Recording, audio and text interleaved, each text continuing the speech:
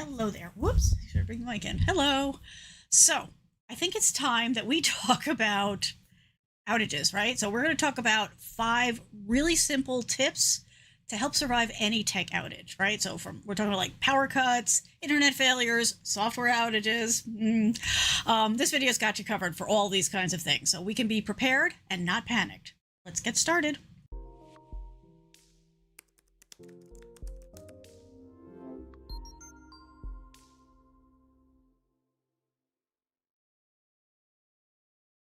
Hello and welcome. So, we all rely on technology for just about everything, from staying in touch with friends and family, working, getting our news, ordering food. And in a lot of ways, maybe we're not even aware of all the different ways that we rely on technology, like the recent CrowdStrike issues. That affected so many more things that I think people had ever really put in the context of tech issues, right? And relying on technology. But when technology goes down on a large scale, like it just did, it's a problem, right? So, what happens when tech lets us down, right? So, whether it is a loud or large outage, like the recent CrowdStrike issue, or just a power cut, a bad storm, messing with your internet. Wow, speaking, I guess I didn't talk enough today, but don't worry. You're not alone when these things happen. And today we're going to talk about some really simple tips that you can do right now to help you be prepared for when these tech troubles strike, because they're going to, right? This is just a reality of life. Things happen, things go wrong, and we don't have control over it, which is one of the big things that I think surprised people or caught people unaware. Most of the time when we hear about these kinds of things, people talking about, don't click on links you're not familiar with, and watch for problems, with emails that you might be getting, which are under our control, right? There are some things that we can control, but we can't control the weather. We can't control a company putting a patch out or putting a software update out that's going to trash everything, right? We have no control over a car that takes out a telephone pole that knocks out power and internet to everybody. So the things that we can't control, but we can prepare for them, which will make getting through that period easy. Note, I did not say fun. Okay, I am no way implying that it's going to give you magical superpowers, but it will give you ways to stay connected and keep your cool. And these are just like, little practical things that when you hear them, you're like, oh yeah. So there's not going to be tech jargon in this. There's no complicated instructions. We're just going to talk about some things to consider doing now and having ready for the next time something happens. All right, let me bring up this one. There we go. Okay, and we'll do that. So, first thing is your lifeline list. Okay, this is super important. And yes, it is mostly going to be analog, right?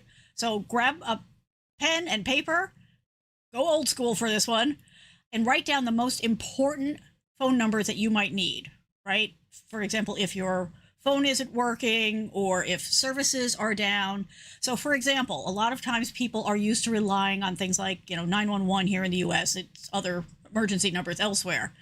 But the problem with what just recently happened is that those services weren't working because their systems were taken down by what went out. So this is the kind of thing that's going to happen. So what you're going to want to put on this piece of paper, and put it on the refrigerator, put it in a drawer someplace where you're sure to find it, like, create a box with all this kind of stuff that we're going to talk about. But you're going to need these numbers if either, your phone might not be working, which may sound relative, but we'll talk about that in a minute. But really, it's more about if you can't contact those services through the quick ways that we're used to doing it, right? So a lot of people have a phone that's got a button that's pre-programmed for a local emergency services. And that tends to go to a central number like 911 or whatever, but that's not always going to work. So you're going to want to make sure that you write down local emergency numbers, their direct lines, right? Not the shortcut, the direct phone numbers. You're probably, for most of these, going to have the option of emergency lines and non-emergency lines. Write them both down, because you could be reaching out with something and you only want to use the emergency if it's truly an emergency. If we're talking life and death. For anything else, use the non-emergency line. But have it written down so that you know what it is, because you may not be able to get online to go look for it in the time, or you may be under such pressure that going to look for it may not even occur to you. But if you have it written down handy, you'll be ready to go. You can also include on that friends, families, coworkers, right? The office, you know, either, like the people that you rely on all the time, the ones that always know what to do in a crisis, or the people that you're just going to want to reach out to either to check on them or to ask for help from. Because let's face it, once upon a time in the dark ages, we all knew our friends and family's phone number, but we don't anymore. So make sure you've got them written down someplace that you can get to them. Same thing for your doctor's office. Super important to make sure that you have a direct line to be able to contact those. And if your doctor's office has multiple lines, write them all down because maybe one of their lines will be down, but other ones might still be working. So that's all important. Marcus is saying, yeah, trying to remember how we survived before the internet and cell phones. Well, that's basically what we're doing here, right? We're writing all this kind of down. Hey, Laura, how you doing? But yeah, you do want to write all this kind of stuff down to make sure that you've got it handy. Same thing for your bank. You want to make sure that you can get in touch with them if something is going on. You check to see if they're up and working even, or if you need to report a lost card or whatever else. Again, you just want to have that direct number handy because going to their 800 number may not work. Same for your utilities, right? So we're talking power, water, electricity, all that kind of stuff. If you keep this list somewhere safe and accessible, not just on your phone, it's fine to put it on your phone, but have it someplace else written down on paper or Rocketbooks or whatever is your mode for keeping track of things. Maybe not Rocketbooks because it's so easy to erase those, but you get what I'm saying, right? Keep this list somewhere safe and accessible. And trust me, if you ever need it, you'll be glad you have it. If you don't need it, then you wasted, maybe 5 minutes out of your life. Not a big deal. Alrighty, let's keep going here. That one. Okay. So battery backups, super important. And there's multiple levels to this, right? Because I know that they can be a little pricey, but not having access to a device that requires power when you need it the most is a not so good and sometimes dangerous thing. So at the minimum, get yourself a portable charger, right? So a lot of them, this is not one, but most of them are about this size, right? And they've got a couple of plugs here and a plug for you to charge that up. Make sure once a quarter that you plug those in and you keep them up to date. And it doesn't hurt to have a couple of them around just in case. Don't forget your car if you have one, right? So make sure that you've got a charger for your car so that, in the worst case scenario, if you don't have any other options, you can go ahead and use that. Just make sure you open the garage door first. But, make sure that, you've got chargers with the appropriate plugs for the devices you've got. So a lot of people, they may have done this once, but maybe they don't have, the USB-C plugs there now, right? They've only got the old school. So you want to make sure you've got things that cover your most important devices. Those, like you can get a backup, charger for a reasonable amount. Now, if you can afford to go up to the next level, you might want to consider a power bank. So those tend to be kind of big and bulky. But they can charge multiple devices and even power small appliances during an outage. They can also power your internet router, assuming that your internet is working at all. So it's worth considering that. If you can afford it, you can go even a level higher and get a generator. So there's different ones. There are ones that you can get that, you put like gas into, obviously not inside the house, put it outside, run a line in. Or you can get ones that are connected to your house and your systems that will automatically turn on when the power goes out. So a lot of these are running off of, natural gas, but there are also ones that run off of other sources of power. So you can go ahead and look for those. I saved that one for last because those are a little pricey. But this is a type of thing where, a little bit of planning now saves you a lot of stress down the road. And that's what we're all about here. Before I go too much farther, for anybody who's new here, hi, my name is Kathleen, and I am your tech coach. Basically, the reason we're here is because I do technology as my day gig, but it's also my hobby. I'm fascinated by what's possible. So friends, family, neighbors, coworkers tend to come to me when they have questions, when they want recommendations, when they want help solving a problem. And over time, I've realized that not everybody has somebody. So hello, that's why we're here every week. You're always welcome to come and hang out, and you can always reach me here, yourtechcoach.com, if you have a question, if you have a topic you want me to cover, all that kind of good stuff. Very, very important. All right, so let's go back to what we were doing here. We'll bring the topic up again. Okay, the analog backup is another important thing. I'm sorry, let me bring this up. And actually, I think this is a long one, so I think we need to move that. Okay, so analog backups. I know we're going old school. Marcus nailed it, right? But this is the time to have these kinds of things handy, right? Because it's time to embrace your inner cave person when these kinds of issues are happening. So think about keeping some, basic non-digital supplies on hand. So for example, a battery powered or a hand crank radio, right? There are a lot of those in like, camping kits and stuff like that. That'll help you keep informed if the power goes out, your internet goes out, all that kind of good stuff. It'll let you know what's going on. It'll also let you know how big this is, right? Is this a local thing just in your area? Like I said, did maybe a car take out a telephone pole and knock everything out? Or is it more global, like what we went through with CrowdStrike? Having that information will help you plan and understand what's going on. Also, flashlight with extra batteries, right? You can also get hand crank ones. You can also get ones that will recharge with solar, because when the sun goes down and night hits, you don't want to be fumbling around in the dark. And candles are not optimal, right? Because they could cause a fire. So look for safe options that will keep things lit for you. A first aid kit, right? This is something a lot of people don't think of until they need. It's better to have it ready. Also, remember a first aid kit for you and a first aid kit for your pets. There is some overlap there, but there are some special things that they put into a pet first aid kit.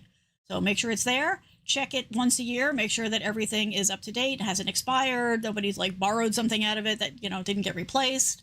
But do keep one of those, at least one of those handy.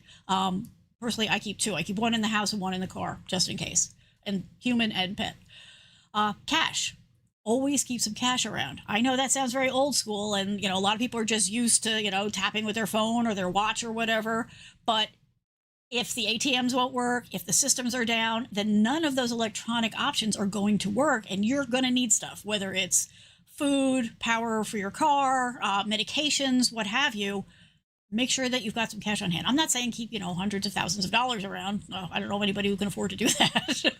But you do want to make sure that you've got some cash on hand to get you through whatever this period is. Paper maps. I know, right? Do they still make those? Yes, they do. I verified. So, GPS, your phone navigation, your online maps, whichever one you like to use, may not be available. GPS can become completely unreliable in bad weather or outages because the information it's getting is bad. So make sure that you've got that covered and you've got a backup for that. And make sure it's up to date, because that was always the problem with the paper maps, is sometimes they didn't know about, a road that was going to be under construction for 10 years, or it doesn't tell you about, new roads. So you do want to, that's another thing that you want to keep up to date. You want to go and replace every so often. There's certain things that I'll check on, mine, because around here, there's always something going around. So I'll just check and see, okay, did it cover this? When this new highway connected two parts, is that in here? If not, I go get a new map. So it's not something you have to replace every year, but it's something you do want to check every once in a while, do a little, reality check. If I need to get someplace, can I rely on this? Alrighty. Let's see what this is. Okay. Whoops. Oh, I just messed up. Okay, hang on. There we go. All right, let's go to the next one, which is...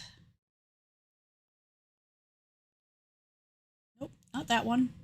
I hate when I skip ahead. Okay, so your digital lifeline, because digital still plays a part in all of this, right? So with the CrowdStrike thing, that's how a lot of us stayed up to date with what was going on. So when that is an option, when you do have an internet connection and power, you can still use your devices to some degree, or you could also just use it as backup stuff, right? Because if you've got the other things, you've got it powers and all that, then having stuff that is stored on your phone can be helpful. So for example, screenshots of important information like ID, insurance cards. Actually, I should put insurance on the phone list too. You want to be able to get through to your insurance company with these kind of things, right? Travel itineraries, anything like that, because a lot of people got caught unaware by, especially Delta, trying to fly from point A to point B and had to get very creative with things, and some of them are still trapped someplace. So make sure that you've got all the information on your phone. Now, this is important, right? This is not talking about storing it in the cloud. It's fine to do that, but also make sure that you keep a local copy on your phone just in case. Because if you don't have internet, you're still going to want to get access to it. And a lot of us have just gotten very comfortable with, okay, we save something to our phone, it gets synced, and then, we remove it from our phone, or it's automatically removing it. Make sure the important stuff stays. Also, you can use it for offline maps. So a lot of the mapping tools that are out there will let you download maps for offline use. So it's a good idea every once in a while, just load it. Now, obviously, this is going to be restricted by how much space you have available on your phone. So do a little pre-planning on it, but pick the things that are most important to you, the things that you're most likely going to need in an emergency, and make sure that you have that backup copy for offline use. Same thing is true for emergency apps, right? So if you're using something like First Cross First Aid or FEMA or NOAA, any of those kind of things, very often they have offline features and resources that you can access even when their tool or their site is down. So take a look at that and make sure that if that's an option, that you've got that turned on, or you've downloaded whatever it is they're making available. Another thing, which may not occur to people, but it can be very helpful, is platforms like Facebook, Twitter, I'm not using the other name, Nextdoor, Instagram, whatever, right? They can be actually very helpful during outages. I mean, once upon a time, Twitter was great for that kind of stuff. Unfortunately, dumpster fire. But you could still use it for that kind of stuff. It can still be handy if you're very selective about who you're following. So you can use them as a hub, right, for sharing updates, checking in on people, finding out what's happening in your community. And if your power is not so good, you don't have a phone, or maybe your cell signal is even a little spotty, you might still be able to send text messages through those apps to reach out to people, either asking for help or checking in on other people. So it is all kinds of good options there for you. All right, so we have one more for you. Get this going. Yes, okay. So this one is pretty straightforward, but again, it's not something that everybody thinks about. But changing your voicemail can be a great way to let people in your world know what's going on, right? So it gives you a way to let these people know without having to reach out to all these individual accounts. So a lot of our services now have voicemail that is, on the cloud, which is maybe helpful, maybe not, depending on what the problem is in the moment. Which is why I always keep an old school phone around that I can go ahead and just hit record on and use that for messages, so that if anybody is calling me, I can tell them, either we're okay or we're not, and what's going on. Provide alternate ways for people to reach you, all that kind of stuff. Even if that's, you can't reach me, but contact so-and-so, or use this email, or if you need to reach me, use the, texting on this particular app. Again, it just gives everybody another way to do it. And this is not only important for us as individuals, but also if you have a business or an organization, this is a great way to let your people know what's going on, what the estimates are for you to get back online and all that kind of stuff. And it's really easy because you do it once and it's there for whoever is reaching out to you. So do go ahead and do that. It doesn't take long, and it's a really handy way to get everybody up to date. So I hope that these simple tools will give you a feeling of being prepared, some peace of mind when this happens, and will help you get through whatever the next tech hiccup is, because let's face facts, it's going to happen, right? If you found this video helpful, I do hope that you'll check out my other videos for more practical tech advice. That's what I do here. And of course, if you really like it, do the things, right? Subscribe, follow, notifications, all that kind of stuff, because it does really help. Now, for you lovely people who power all the way through and watch these videos all the way to the end, first of all, thank you. I really, really do appreciate it.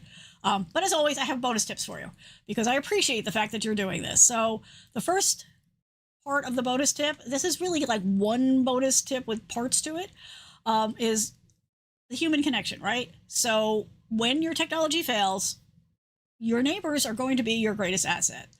Now, understanding that depending on where you live, your interaction with your neighbors is going to possibly be an up and down kind of a thing. But at least get to know your neighbors, introduce yourself, maybe exchange phone numbers. Be careful with that because there are creepers in every neighborhood. But, you could create a central way to communicate. Maybe a lot of times that's a Facebook group or whatever, but find out, how everybody is swapping information. And make sure to reach out and check on people, right? So during an outage, make sure that everybody is okay and share resources. If you need something, ask if you can borrow, power, landline, internet for a short term, like don't abuse it. But, if somebody's not in the same boat as you, maybe they will reach out and let you use their landline or their power or their internet. So as an example, several years ago, we had a major hurricane hit us. And we're fairly inland, but it took out a lot, and it was weeks before things fully came back. But through some weird cosmic quirk, part of our neighborhood, which I'm in, didn't get as much of a hit as everybody else. Now we had, trees down and limbs and all that kind of stuff, but somehow our internet and power stayed up. So when I realized that, what I did was I reached out to my neighbors and I'm like, look, I know you don't have power. I know you don't have internet. I still do. So I ran a couple of lines out from the garage to the street. I'm like, if you need to power, your devices, you need to charge things up, if you need to connect to the internet. So it's that kind of thing that we're talking about. Now, sometimes you're going to be on the other side of this and you're going to be like, does anybody have something I can use? But by the same token, if you have that ability, then, maybe reach out and let them have it, because at the end of it, we're all in this together, even the weirdo neighbors. So don't hesitate to reach out and, offer whatever support you can. This does not have to become a lifelong support situation. It's just to get everybody through this period so they can do it. Another thing that we did the last time was a lot of the gas stations were out. So they were like, some of them would get power for a while, or they weren't getting gas deliveries. So what we did was, once we realized this was a thing, we put together a Google spreadsheet that we published and we shared on the socials and all that kind of stuff, so that, and people would report in, okay, this gas station has stuff, this gas station just closed. But that way people weren't having to waste gas driving around looking for a gas station that was functional. They could go, they could check the list and then go there and get online. So again, it's a time to be creative. It's also a time to reach out and help people the best we can. But by doing these simple things, making sure you've got very simple, basic, mostly analog solutions in place, hopefully it will make it a little easier to get through the next one. All right, everybody. Thank you so much. I really appreciate you coming and checking this out. As always, if you want to reach out, you can reach out to me here at yourtechcoach.com.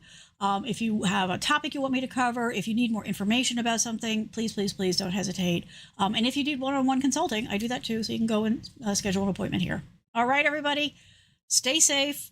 Get yourself prepared now for the next thing that's coming, and we will all somehow get through this, and hopefully we won't have another CrowdStrike thing for quite a long time. So take care of everybody. Bye. Bye, Marcus. Bye, Laura. Bye.